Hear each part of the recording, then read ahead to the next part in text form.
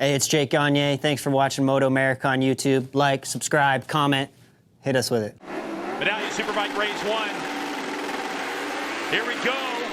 And a good launch from our pole sitter, P.J. Jacobsen, on the right side of your screen, the 66. But how about Cameron Peterson, the 45? He's going to lead us into turn 1. And Petrucci gets a good launch, but he couldn't quite sneak up for third, so he's going to have to settle for fifth. Well, Scholze started from that second row as well, and he was able to beat Petrucci down there. So we're going to have Peterson leading the way over Gagne. With his teammate in tow, and these two got hooked up during qualifying.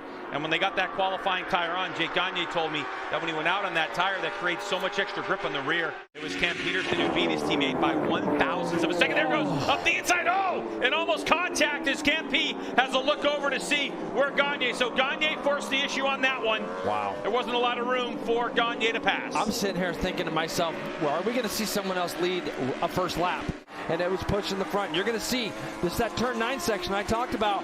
In another 10 laps from now, they'll be spinning that tire going up that hill. But right now, new tires, lots of grip. The question is, as they continue to develop this motorcycle, it's new to the series, it's new to World Superbike, and of course this team is new. As Jay, you're talking about riders going sideways. Yeah. That's sideways early on. But the question for us is going to become, how long is that rear tire going to last?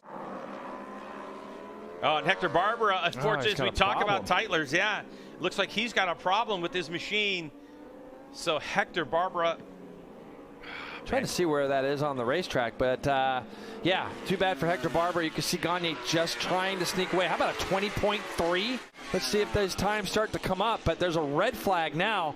Greg, there's a red flag. Yeah, I thought that was coming because Hector stopped on the racetrack. He is there. That's not in a great spot. Doesn't matter what corner it's in. We're rolling. P.J. Jacobsen didn't get quite the launch he wanted to. Cameron Peterson gets another one as he has a look over his shoulder and sees the number 1 plate. So there goes Jake Gagne. He'll take over lead. But how about Petrucci? What a great launch from the Italian. Slots himself into third. He was in 5th spot when the red flag came out. So Petrucci with a better shot at it this time. Beats the 11 down from the same row. He's going to run third. But Greg, see this gap that's starting to appear? These two front runners, you can see Cam Peterson look over to the right, see his teammate coming up the inside as they went down the charts turn 1, and he let Jake Gagne take that position. And really, when we look at this championship battle, starting this race, 1 point, the difference between Gagne and Petrucci is now P.J. Jacobsen on that M1000RR. Is he going to motor by that Ducati? No. Deep under brakes is Petrucci. That's his strong suit.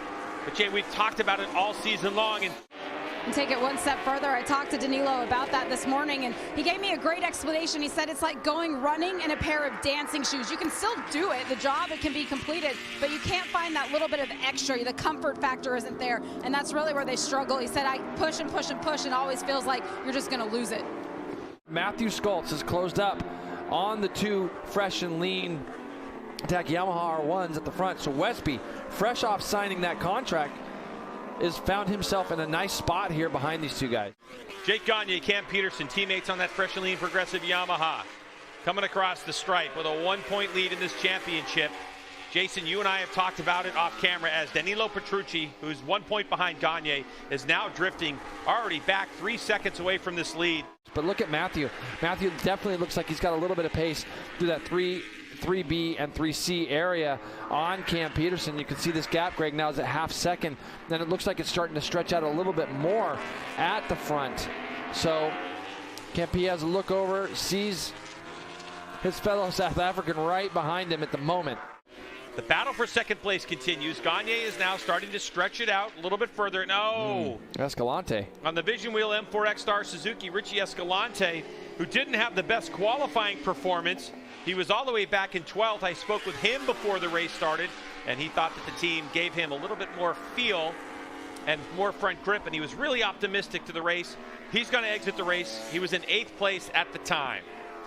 Yeah, but definitely a tall task when you have two riders going in different directions. But Jason, looking at this battle moments ago, we saw Matthew Scholze. He had a big bobble on the rear end and lost a bit of time. As he came out of turn 10, which is such a crucial area of the track, you want to get through turn 10 the best you can because that little run to the front straightaway is so crucial. 6 laps to go as Gagne came across the line, 3.4 seconds. in the lead. This is the battle for fourth spot between P.J. Jacobsen and Danilo Petrucci. Man, Danilo was in there so deep going into turn 1. That's where this pass will happen next lap by if he stays this close. Looked like it was about 2 feet off the ground going into turn 1. Petrucci, as we know, tremendously hard breaker. He's going to take a shot at him right here. Oh, so there goes Petrucci. Gets it done in that classic Danilo Petrucci style.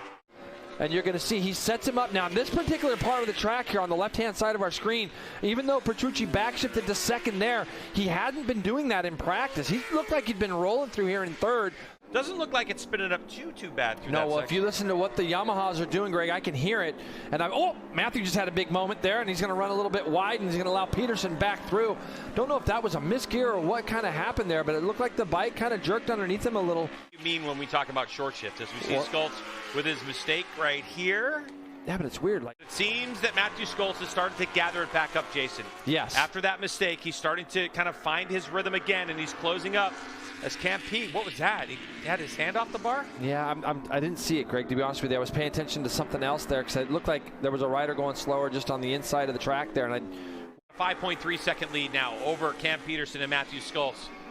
The second and third place riders as Schultz, with 2 laps to go, has got to start thinking about a place to pass Cameron Peterson. He's closing up. we didn't see where he did it the last time. Back to the battle for second on this final lap. Over the bump they go. That wasn't the cleanest I've seen Campy do that. It's not that it's not clean. It's just that he's got used tires and he's got the thing cranked over on the side. And he's just trying to defend right now. He's trying to clean this lap as good as he possibly can. Look at Matthews really tight down the inside there trying to do something. So here we go, onto the front straightaway. Goes the battle for second. Our race leader already there. So here goes Jake Gagne. He comes across the stripe, will take victory. And the battle for second place is going to be won by Cameron Peterson, who holds off Matthew Schultz.